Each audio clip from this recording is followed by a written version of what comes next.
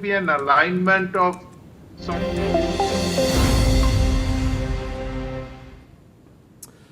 All right, welcome back. You're watching NewsX. My name is Vineet Malhotra. Prime Minister Modi has emphasized the importance of trust in global cooperation while addressing the outreach session on forging new partnerships and rebuilding international solidarity at the G7 summit in France.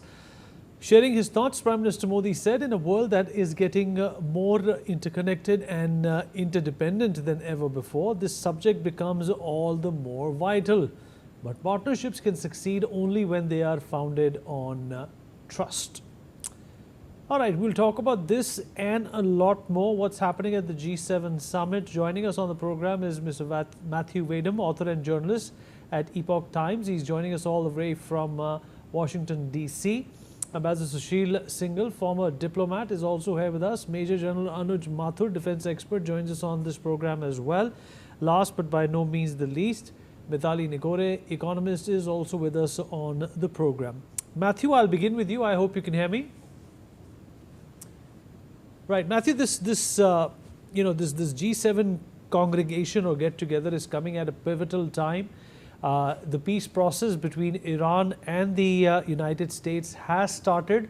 That was, in fact, something which had troubled almost every leader who is present at the G7. What do you make of the memorandum of understanding that is likely to be signed on this Friday, considering the fact that it has a lot of similarities with what Obama also worked upon in 2015? And do you think the Americans were able to achieve their original objective of regime change, the reason why Donald Trump said he went into this war? Well, that's quite a few questions you packed in there. This deal is not an improvement. I'm not sure if it's worse, but it's definitely not an improvement on the JCPOA deal that President Obama put together. It simply kicks the nuclear weapons program problem down the road and leaves it for another time. What it does, what this politically expedient memorandum of understanding does, is it it opens up the Strait of Hormuz, which is going to cause oil prices and gasoline prices, by extension, to fall, which is going to be good for economies around the world.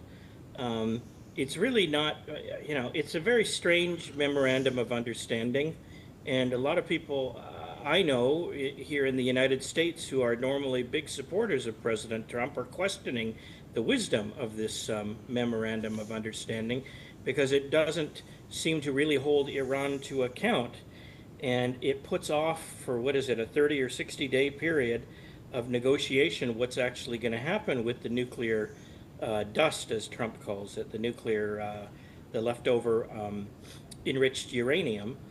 Is it going to ensure stability in the Middle East? Perhaps temporarily it will, but Iran is going to be looking for ways to evade whatever terms are in this memorandum.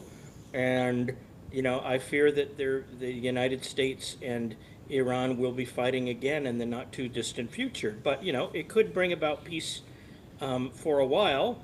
And that is going to calm people in Europe and India and around the world down a bit, and is going to give them a feeling that there is some more stability than there has been in the Middle East, and that's probably a comforting thought for them. All right. Appreciate it, Matthew. We have some breaking news coming in. Sure. Well, during the outreach session at the G7 summit, Prime Minister Modi said, and I quote, "We in India view the world as one family. Our experience shows that development is most effective when it's connected to the aspirations of people. This principle also forms the basis of our international partnerships like the International Solar Alliance, Coalition for Disaster Resilient Infrastructure, Global Biofuels Alliance, Mission Life, and Ek Peड़ Maake Naam." Let me also at this point in time rope in Ambassador Sushil Singhal into this conversation as well. Ambassador Singhal, though India is not a member of the G7, it's always been invited for the kind of impact it's been having on the world, largely due to its economy as well as its contribution to the world.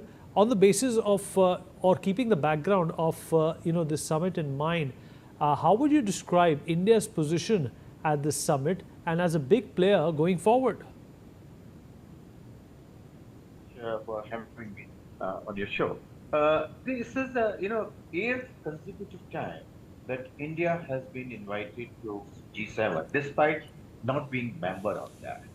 And that means that what indicates is that India's voice carry weight, and the developed countries want to listen to what India has to say. And Prime Minister Modi, as he earlier indicated, and he spoke at the outreach program, he mentioned that he will be speaking on behalf of the global South, because India is now being accepted as the voice of the global South. So what he talked about, of course, what you have also mentioned, what he's talked about, the inclusive economic growth. I think this message was very clear that economic growth has to be all inclusive. Developmental finance, because we know that the developing global South needs finance for development, which we are talking about.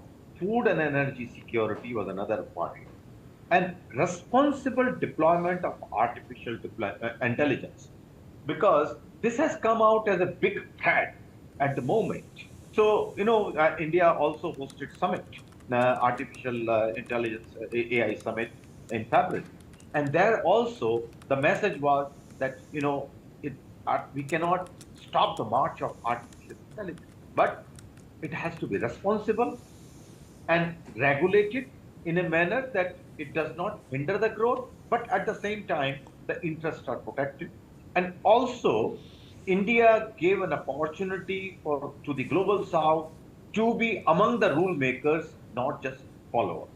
And because India's point was and is that the rule should be made by the countries who are going to use it, whether as a consumer or as a business. And which exactly the same point again Prime Minister brought. And also the reforms of the international institution, which need to be again undertaken. Again, the global South need to be given a voice. So I think the message of the Prime Minister Modi has been consistent. And here in the summit also, outreach program also, he has emphasized on the same issues again. And as we all know that, the President Macron has specifically included in the agenda about the global South requirement and their concerns. So this is so it's a continuation of what President Macron said and what Prime Minister said. I think they are on the same page in this matter. Thank you. All right, let me open General Mathur into this conversation as well. But before that, we have some breaking news coming in. Well, the Prime Minister further emphasized the importance of mutual trust. The PM said, and I quote, "Mutual trust is the most important strategic asset today. But sadly today, the world does not suffer from a shortage of resources. It suffers from a shortage of trust, and the future of our partnership depends on rebuilding this trust." General Mathur, what do you think the Prime Minister is trying to say when he talks about trust? Obviously, the Americans and the Iranian regime getting into this deal is all about a matter of trust. But if you look at what happened with the JCPOA, which was signed in 2015, a number of those tenets and or those pointers are still a part of this new memorandum of understanding as well. But if you look back 11 years, Iran still continued to enrich its uranium.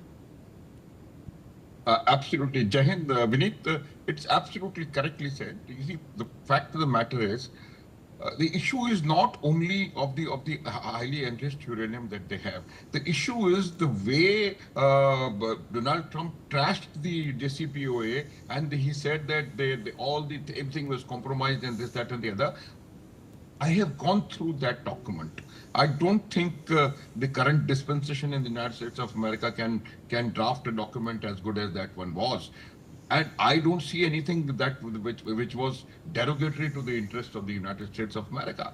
The moment he came into power, he first thing he did was to get rid of that document, and that was the beginning of the distrust between United States of America and Iran. And that thing now where they are reaching, or where they'll reach after 60 days of negotiation, so to say they're going to talk nuclear.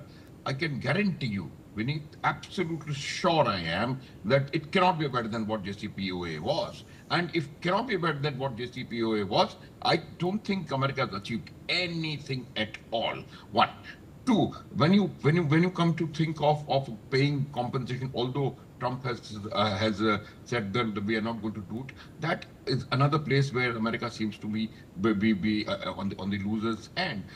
As long as Americans are, you see, as Matthew said, and I agree with him, that there are many people in the United States of America who are not comfortable with the kind of deal or with the kind of memorandum of understanding. If it is signed, I still have my doubts. But if it is signed, then I think there are much more places where America has made compromises as compared to Iran. In fact, all 4 or 5 things which America had started the war with, the regime change, nuclear issue, Strait of Hormuz, the missile drone issue, the issue of proxies, Israel, nothing at all has been, to my mind, has been achieved by the United States of America. So the fact continues to remain that America is on the receiving end as far as this memorandum of understanding is concerned, if it is what we are thinking, me and you are thinking, because once it gets signed on Friday, if at all it does get signed, we'll get to know what exactly is there in that memorandum of understanding. Now, second issue is the timing. Why was America so quick in doing this memorandum of understanding? And when they could not physically do it, where was the need for electronic signatures of this document? When you said that the signatures, as long as the physical signatures take place, nothing makes a difference on ground. So please tell me, where was the hurry? Hurry was because he knew that he's going to go for G7, and in G7, this issue is going to be probably the core of the entire thing, because this action of United States in West Asia has ruined the world economy. It has taken, we are inching forward towards a recession of sorts, and maybe a Great Depression of what we saw in 1929 to 1939. So that is the kind of impact it has made. And if you have nothing in your hand as far as that issue is concerned, when you go attend the G7 meet, and where you are sure that this question will be up there, then there will be issues. That is why this drama of electronic signatures and this, that, and the other. Now, third thing, as far as Narendra Modi is concerned, he has made it very, very clear. You recall G20. In the G20 also, he had given that message of Vasudhaiv Kutumbakam, very clearly, one earth, one family, one future. And again, he has said the same thing, because that is the thing on which you must have your international issues going as of now.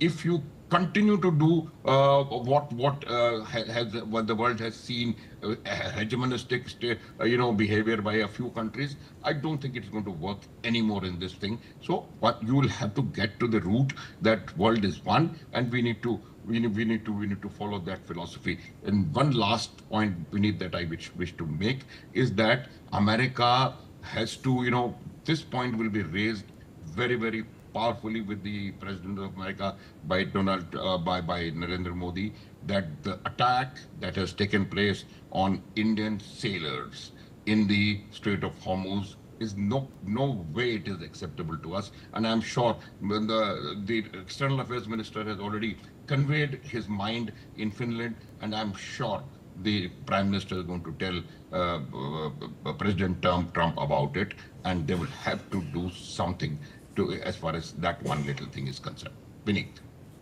Fair enough, sir. Valid point. We are also getting some live visuals from the G7 summit underway in Évian, France. Those are visuals of the Prime Minister. coming in at this point in time. Let me also rope in Mithali Nikore into this conversation. Mithali, it's good news that an MOU is going to be signed on Friday. A lot of troubles pertaining to economies around the world, including that of ours, will perhaps see some sort of an alleviation. But the fact of the matter is that the world is also set for a change, because like the Prime Minister said, that there will be an erosion of trust, and there perhaps will be a reimposition of trust, perhaps not in the common players before this war started. No, absolutely, Vineet. I think echoing the sentiments of a few co-panelists, I do doubt of the intention of this entire campaign. Why was this actually waged? What was the real reason? And I feel like, very honestly, maybe 10 years later, when an investigation goes into it, or maybe 20 years, I don't know how much time it will take. But one day, when an investigation does come through, we will come to know who really gained the most monetarily out of this war. And I want to make it clear that when we look at the global economy, it's not easy to turn around an economy that was doing so well. And I'm not talking about any country in particular, but if you think about where we were as a global economy in 2025, when President Trump took office, most countries were seeing an uptick in their growth rates. Most countries had an optimistic outlook when it came to inflation, when it came to unemployment, when it came to investment. There were new industries being set up because of the AI, wave and revolution. And today, in the middle of 2026, while we have a technology like artificial intelligence, at the same time, we are living in a world where we are grappling with an oil shock.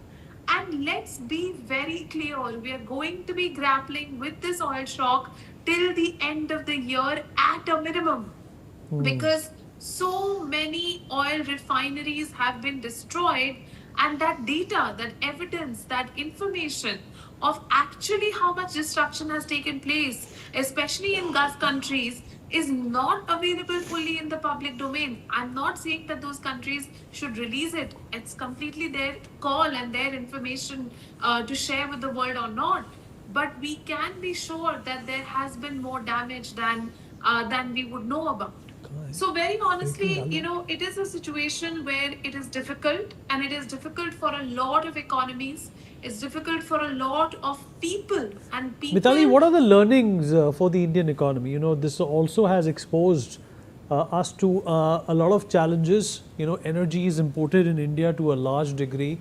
What does that mean in terms of the economic tweaks, for the lack of a better word, that we will have to make? Should we rely more on green energy? Should we be sourcing oil from another routes? What's the learning here? So in fact, Vineet, for me, I've been saying it on your show and on your channel continuously. I think we have to stop being complacent as a country. In India, we have this habit, and all of us do as people, it's in our culture, that when things are okay, we don't pay attention to what, a trouble that might be brewing. And now we feel like, now the oil prices are going to be back down, so we don't have to worry about the structural, shock that we have had as a system, the turbulence we've just gone through. But I think we must always remember this turbulence, continue to focus on ethanol blending. That is very critical. It took Nitin Gadkari 10 years to get us to this point where we now have the technical wherewithal to introduce 100% ethanol blending. We have to continue to focus on electric vehicles, on public transport infrastructure, on renewable energy really taking up large parts of our power production and independent power production in rural areas. And these are all areas that Prime Minister Modi has personally championed in the last decade, which is why we even had the capacity to rely on these in this moment of crisis, but we have to continue to push the accelerator button on these four areas. If we get complacent again, we will again be looking at a situation of lack of energy security in the future. And anyway, the next 6 months are still uncertain. Mithali, you're quite right. Some breaking news also trickling in. Prime Minister Modi has held a bilateral meeting with the UK Prime Minister Keir Starmer on the sidelines of the G7 summit, is what we're learning at this point in time. Let me also welcome Group Captain UK Devnath, defence expert, into this conversation. Group Captain Devnath, sir, the war is going to be ending pretty soon. But like I said, and I also got perspectives from all other guests, that what does this mean for the world? The Prime Minister said that the biggest challenge, perhaps after this war, is what he meant, is going to be the trust deficit. Is this going to be, in fact, sound a signal for more battles and wars and misunderstandings in the future?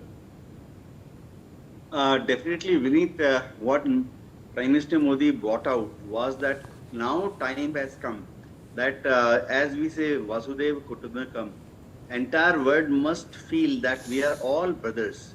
There is no country which is higher than the next country. And similarly, big countries must stop treating small countries as, they are as if they are to be ignored. They are to be exploited. Trust deficit is there. Definitely, there is no doubt. Let's start with India and USA. Donald Trump, especially since the time he came to White House, since last year, February, has been quoting ridiculous figures which no expert ever heard. 500% tariff, 200% tariff, 50% tariff at drop of a hat. There was a time last year, starting from February till September last year, when he was treating India as if India is an anemic country. Even now, very surprising, Donald Trump, US administration thinks that India is using forced labor. So they want to, there was a proposal to put 18% tariff on goods exported from India, which were manufactured by, say, our SMEs, to 18% tariff. Reason was that we are using bonded labors. So their model of looking at other countries like India is very, very distorted. A trust deficit, we are seeing it every day between USA and Iran. Every day we are seeing now there is a trust deficit between USA and Israel. What Israel says, Netanyahu says, Donald Trump pretends that he does not understand. And similarly, what Donald Trump says, Netanyahu pretends that he does not understand. Look at the way, at the last 2 months, at least 3 times Lebanon and Israel have signed a peace treaty under the supervision of Donald Trump or US administration. All 3 peace treaties have fallen flat, and Israel continues to attack Lebanon, read Hezbollah, even today. So how to arrive at a world where everyone believes that the other party is saying truth? It starts with bigger countries, absolutely no countries. Small countries have got no wherewithal, no intention, no resources to tell a lie to a big country. So it is the big countries, especially countries who have huge financial muscles, to speak the truth and nothing but truth. But in all now G7 meeting, I think only people who are trustworthy are countries other than USA. All the other countries are in friendly terms with India. Probably some of these G7 countries have less GDP than India, but that does not mean that there is a lack of faith in each other. We are very happy with countries like Britain, Germany, Canada, Japan. We are very happy. Only difficulty is USA. I was a fighter pilot, Vineet. I have not understood till now, 34 years of Air Force. I have till now not seen a country dilly-dallying, really supply of a jet engine to India. we were we were in sync with USA 10 years ago. We were in sync with USA 5 years ago. That this is the production and delivery schedule for G F404 engine for Indian Tejas fighter aircraft. USA has not supplied a single engine, if I can use this word, for our Tejas Mark 1A till now. Our Tejas Mark 1A is still flying on modified GF404 engines, which USA had given to us for fitment in Tejas Mark 1A. Even now, say HAL claims that 18 airframe are ready, Tejas Mark 1A for delivery. But where is the engine? Probably I have a very strong feeling that these engines are being withheld by USA administration on one pretext or other pretext, just to pressurize India so that we fall in line and start doing the line of what USA dictates us. Yes, Vinit? You're quite right, sir. And some breaking news coming in. India has outlined its vision for effective global partnerships at the G7 outreach session in Évian. Prime Minister Modi stated that the true measure of any partnership lies in empowerment rather than dependence. He added that India's development partnerships reflect the same spirit, with a strong focus on capacity building and skill development in partner countries. This approach emphasizes self-reliance and mutual growth, especially with nations in the global south. Matthew, coming back to you, well, what does the G7 mean in terms of the dwindling confidence that a number of countries have posed when it comes to the United Nations? Although it's a club which has not welcomed more members, but there are people who feel that the UN has lost its sheen, and it's very important that these summits and forums find a new voice to represent a world that perhaps does not fit the picture in many ways. I'm not sure that the G7 is a particularly effective body, but it could be.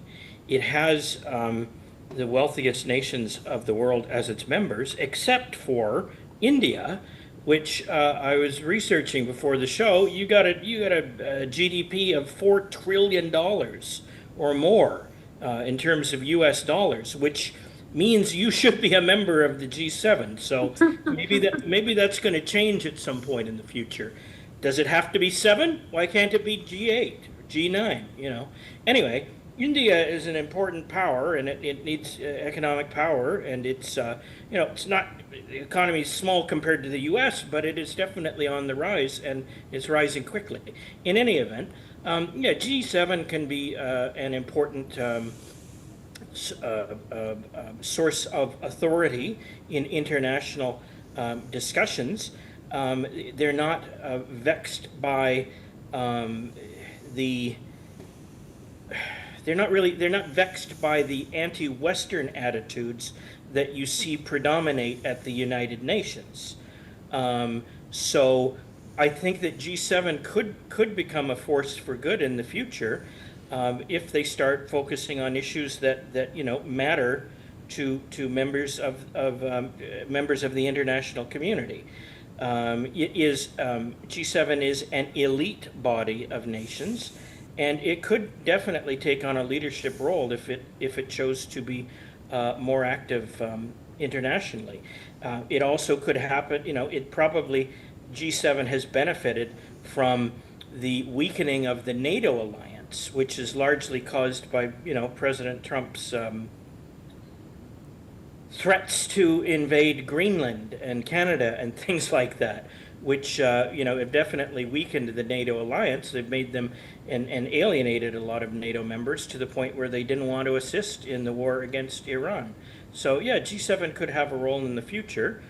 I'm not sure what good all these gab fests have, where the people sit around and talk all the time. But it might be worth a try in the future. Sure, I'm open to the experience. All right, fair enough. Valuable input. Wing Commander S. Sudhakaran also joins us on the broadcast. Wing Commander Sudhakaran, your take on the Prime Minister's message of cooperation and creating, a trustworthy environment between nations. He's obviously putting all this together in light of what's happened in the Middle East. And it holds a lot of significance considering the fact that, despite this MOU being signed on Friday, there is this palpable, this thick feeling in the air that things may never go back to normal. See, there has been never a situation in the recent past than it has been today in the days wherein the Gulf War has immediately probably paused temporarily, I would say, because it's a pause of convenience. Because America had its neck strangled by the Iranians. The actual victor of the war is not the Americans or the Israelis. Mind you, before the war had begun, what was the principal aim of the Americans, the Israelis, and the Iranians? If you had to look at it, the Americans said that they wanted to denuclearize Iran. They wanted a regime change and possibly a control over the Iranian oil repositories. That was the hidden agenda. Has America today been successful in any of those aims? No, they've just changed the goalpost. Today, Trump says that, I've been successful in opening the Strait of Hormuz, as if it was closed forever. It is something that happened 2 months back. And therefore, it is a great disaster for the Americans. They want to somehow wriggle out of the situation today. Has Iran been denuclearized? There are talks, but essentially they are where they were. The 400 odd kilograms of nuclear dust that Trump calls out is still in Iranian hands. Get back to Israel. They wanted to demolish the Hezbollah, the Houthis, the Hamas. They had been successful to a large extent, but they also wanted to destabilize and change the fountainhead of this support that they have not been able to successfully do. So Israeli success has been, kind of not total. Come to Iran's case, Iran wanted to survive this war. They wanted to ensure that they have a stake on the talking table as and when it happens. And today, when you look at it, Iran is the most successful in its aim. Not that Iran had a great army or a great arsenal, or it was not, it was the David in this fight. And David has come victorious. Now get back to G7.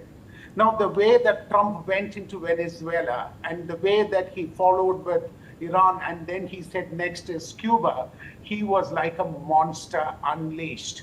He in fact during Op Sindor rubbed India the wrong way.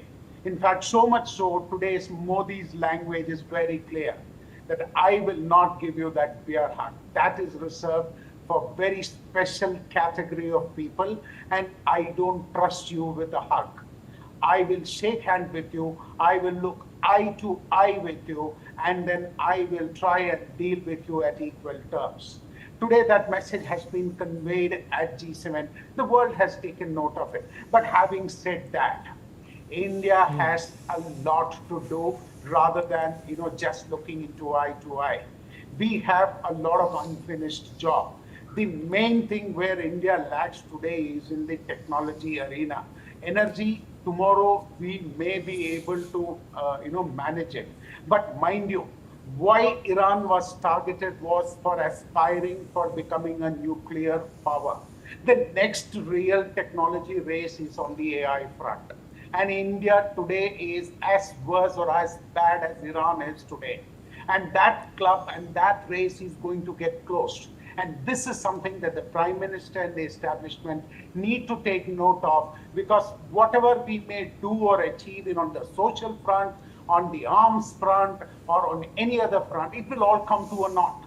Your economic progress, your GDP growth, your defense preparedness, all will come to a naught if you are nowhere in the AI race, and that is just a couple of years of window that is available.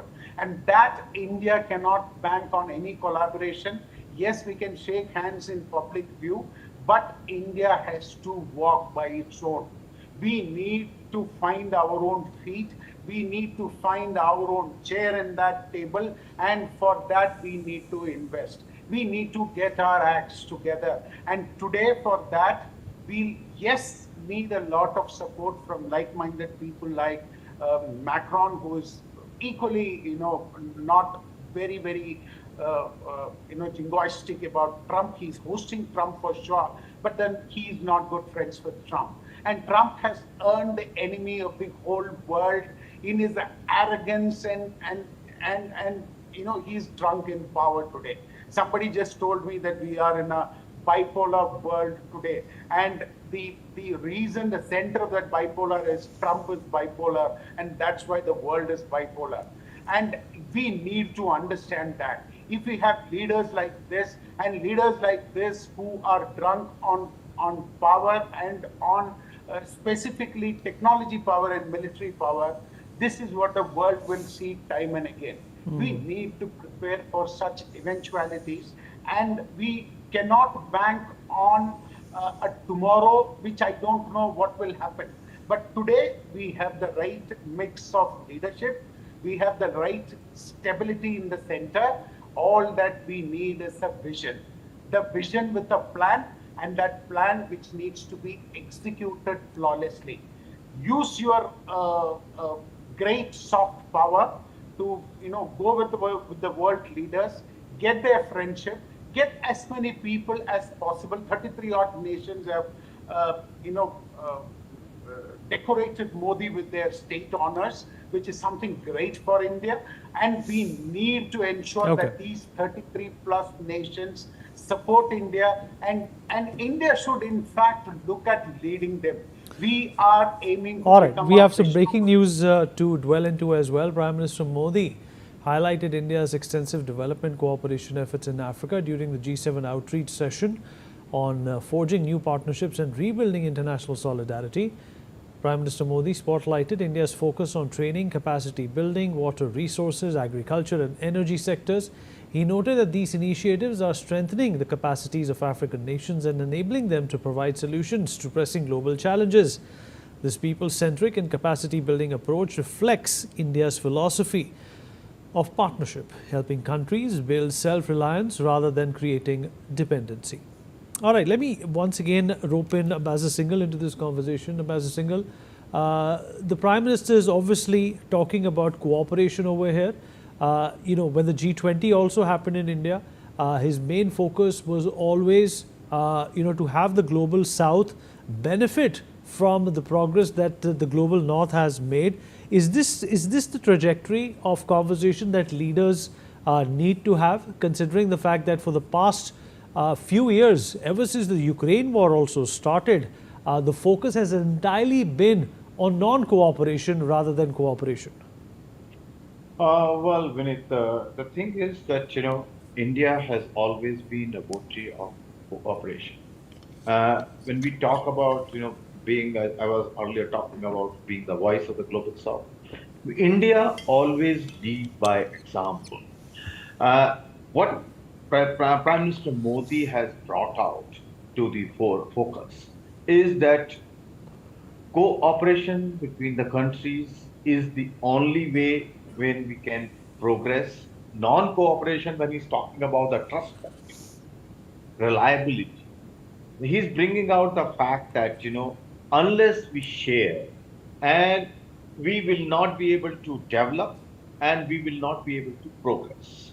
And the globe, again, coming back to the global South, what he has given the examples of what India has done in Africa and kind of assistance we are providing, be it in education, be it transfer of technology, because India is among the very few countries when we provide assistance, be it under grant or be under line of credit. We always emphasize on creating capacities so that they have the capacity to carry out those projects. Not many countries do this. This kind of technology transfer. And India, be it a vaccine we talked about, or in the new financial inclusion programs or the financial structure that we have made. We are sharing all the technology. We are not saying that we don't want to keep the monopoly of that. We are not charging for that. So this is what he is bringing about. And I think when he's talking about this, he's not talking only about India. He's talking about even the G7 structure indirectly. That this is almost like a talking shop. They need to start delivering, and they need to broaden their representation, because it represents, as I know other panelists were talking about, it represents a very small share of the world's population. So the countries, it need to become more inclusive. Countries like India, Brazil, they need to be brought under the umbrella of G7, become more representative, more effective. And supply chain, like he also talked about this, the reliability. The again, COVID again comes back all the time, because that is the first time everybody was exposed to the unreliability of the supply chains, that the developed countries particularly, they clamped down, and they didn't want to share anything, particularly the vaccines. And India was the only country who provided vaccines to the 100 countries. So this supply chain reliability or coordination, I think it's very important, because now what we are saying, that what China is doing, China trying to control all the technologies and the rare earth. Recently, April, they have issued new circular, which further clamps down. In fact, they have made a criminal offense that if some technology is transferred or if the production facilities are transferred, then it will be treated as a treason out there, and the companies and CEOs will be punished. So it's further clamping down. So what his message is, that we need to ensure the reliability of the supply chains, and of course the institution reforms. So this is his message in the G7, that message is not limited to G7. It's also to the institutions and other countries. So the point is bringing is that we need to work on the inclusive growth and share the benefits of the technology with all our friends and our who cannot afford. This is the message what he is trying to convey, and I think it's being very well appreciated. Okay, fair enough. More breaking news coming in. New momentum in the India-Canada ties after Prime Minister Modi and Carney met. India and Canada have agreed to launch negotiations on a general security of information agreement. India has extended support to Canada's bid to become a dialogue partner of the Indian Ocean Rim Association as well. All right, well, this is obviously a good sign coming in. Let me rope in General Mathur into this conversation as well. So it's a complete turnaround from the Trudeau days to what Canada and India stand for today. But the fact of the matter is that, India and Canada have huge expertise in their respective fields. India has a huge diaspora in Canada as well, which is, of course, to the benefit of, the Canadians as well. What do you think could be next in this association, considering the fact that, Canada has always relied on India for medicines, for resources, and for other things that India has also exported to the Americas? Where do you think this relationship can go on from here, considering the fact that Mark Carney, unlike his predecessor, is a very reasonable man? Vineet, look, India and Canada have had great relationship even earlier.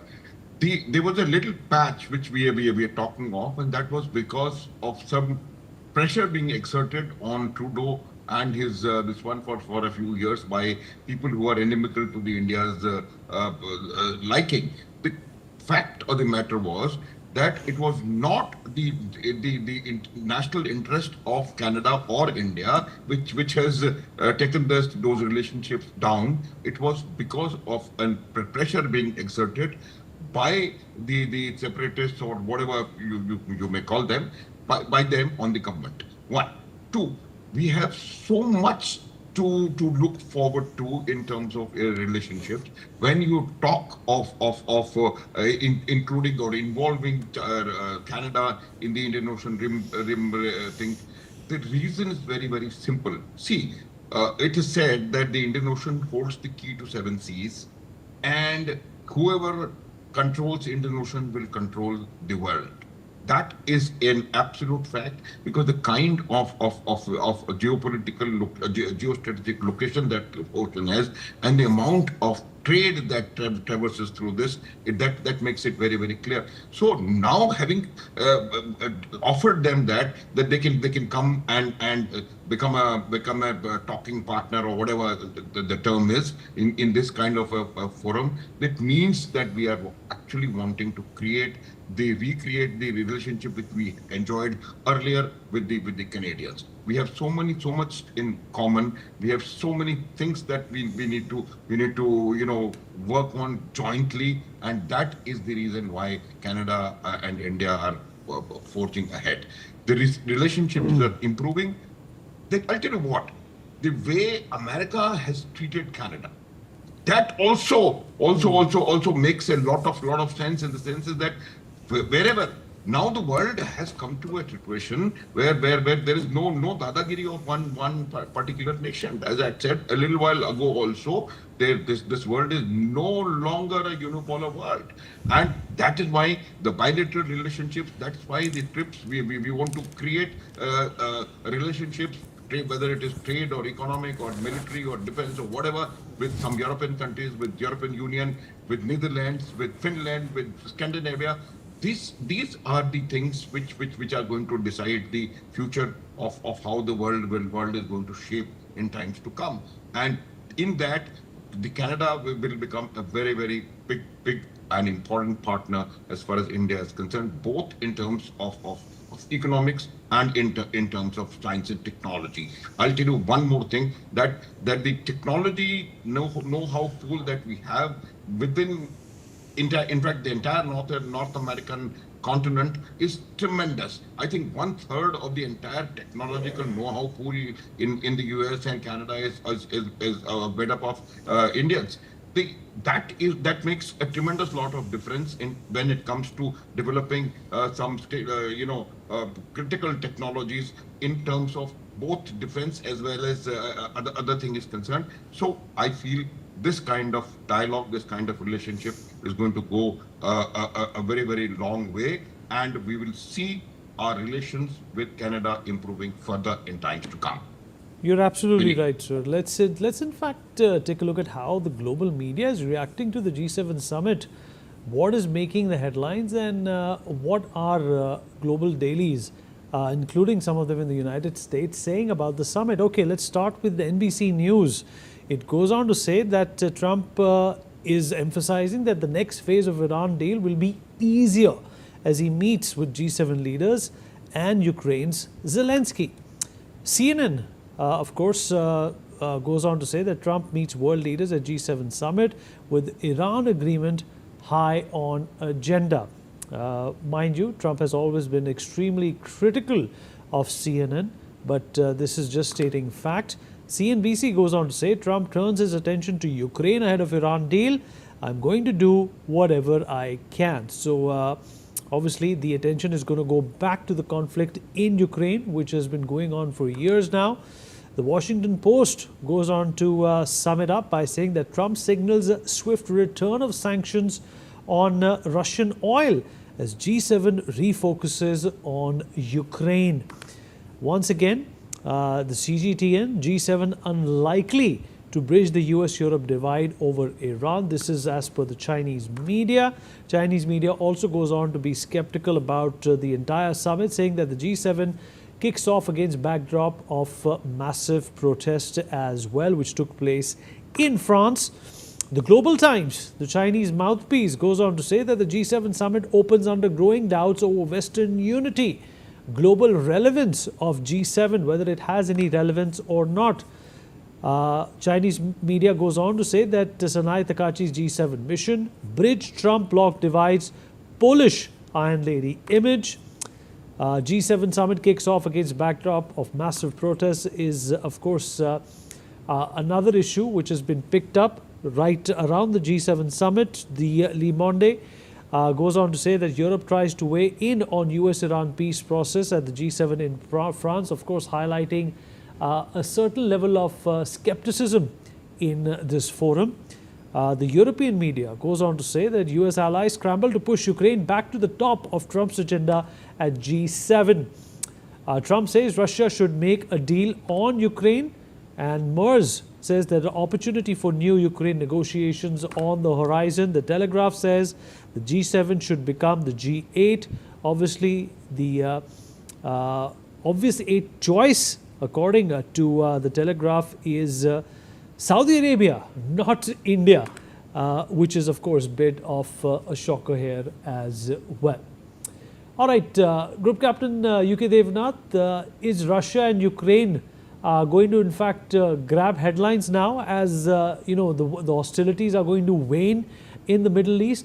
If yes, what will Trump try and do, to end this war? Mind you, sir, that he promised to end this war before assuming office, and he said that he's going to solve this in a matter of days, which he hasn't been able to. Yes, Vinny, there is no doubt that Donald Trump wants to earn his glory. As far as Russia is concerned, Donald Trump had prayed and hoped that Ukraine will be able to withstand against Russia for a long time. And to some extent, with the help of NATO countries, he has pulled it off. When the Ukraine war started, most of us, at least the military people amongst us, always that time our calculation was that Ukraine will collapse within 1 week, 15 days. But that did not happen. So Donald Trump and previous administration of USA, Joe Biden administration, can snatch certain amount of credit for sustaining Ukraine such a long time. Vinith, as far as Iran and USA war is concerned, Donald Trump is not on back foot, but he is definitely under pressure to make certain amends. He has to redraw his strategy. He has to redraw what he wants. Primarily, the very fact that opening of Strait of Hormuz has been given priority over all the other points, and precedence all attempt is to open Strait of Hormuz in a hurry-burry. Thereafter, 60 days discuss other points. So Donald Trump has lost a bit of shine there. Iran definitely has managed to come up on the global stage. Definitely, if we talk about OIC countries, Gulf countries, Iran has managed to... All right. So we've run out of time, but I appreciate again. all our guests who joined in and stayed with us till late into the night. Would like to thank each one of you.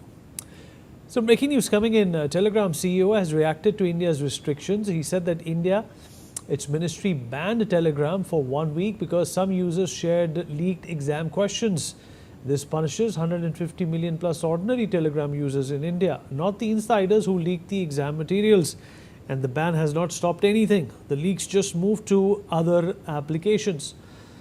Yash, my colleague, joins us on the broadcast to give us more details about this. Yash, of course, Telegram CEO quite upset with this ban, but authorities in India feel that Telegram, more often than not, has been misused for a number of improper interactions, including sharing leaked papers. Very rightly pointed out, Telegram CEO Pavel has now given a statement on Twitter saying that India's IT ministry banned Telegram for 1 week because some users shared leaked exam questions. This punishes 150 million plus ordinary Telegram users in India, not the insiders who leaked the exam materials. But the Indian government has already pointed out that it is not just NEET, it is not just the paper leaks that Telegram, is supporting. It's not. It is billions of dollars of fraud is done through Telegram in India. It is also used to circulate, the pirated movies and videos throughout the nation. But the targeted ban is scheduled to remain in effect until June 22nd. That's it. the strategically covering the entire duration and the immediate aftermath of the rescheduled NEET UG 2026 examination. All right. Back to you. Yes, appreciate you joining us. Some more breaking news coming in. An Indian Army Jawan identified as Vishwajit Singh Yadav has reportedly gone missing in Ganderbal district. Security forces have launched a massive search operation in the area to trace the missing soldier. Multiple teams have been deployed and extensive searches are underway. Further details are still awaited. Ashik Mir, my colleague, joins us on the broadcast to give us more details about this. Ashik, what more can you tell us about this disappearance? Well, absolutely, Vineet. As you said, a concerning development has emerged from the Central Kashmir's Ganderbal district, where an Indian Army Jawan identified as Vishwajit Singh Yadav of 24 Rifles has reportedly gone missing. And security forces have launched a massive search operation deploying multiple teams to trace the soldier and ascertain the circumstances surrounding his disappearance. The search operation is being carried out across several locations with forces conducting intensive area domination and combing exercise. Officials have not yet disclosed the exact circumstances under which the Jawan went missing, and more details are awaited. But incidents involving missing security personnel are relatively rare in Kashmir, but there have been a few such cases in the past. In July 2023, an army soldier Jawan from Kulgam was reportedly missing and was later found dead under the suspicious All right. circumstances. Ashik, appreciate you joining us. Thank you for those updates. We'll take a short break. We'll be right back. हमें पता है